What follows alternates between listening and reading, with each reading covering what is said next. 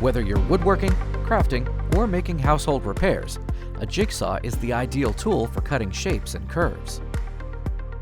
Here's what you'll need to get started.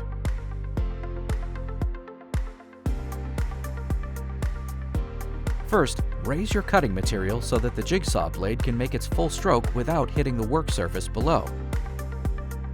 Then, use clamps to secure the material in place. Next, mark the material you're cutting.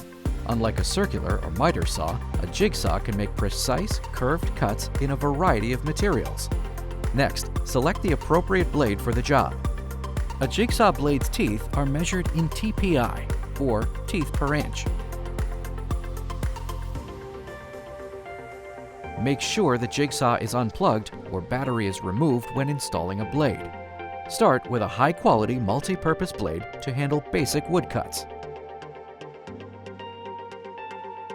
To begin cutting, position the footplate on the edge of the material and pull the trigger.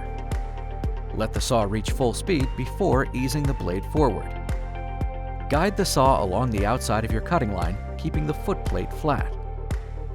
Avoid any side-to-side pressure on the blade that could cause an unintentional bevel cut. When the cut is complete, release the trigger.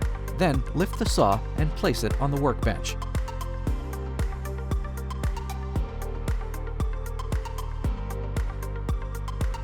To make a cutout in the middle of the piece, start by drilling a 1/2 inch hole into the material.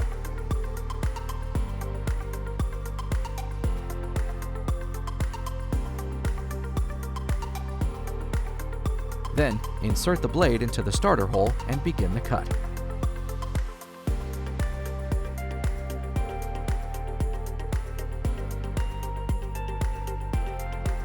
There's really no end to what you can create when using a jigsaw. Good luck, and thanks for shopping at the Home Depot.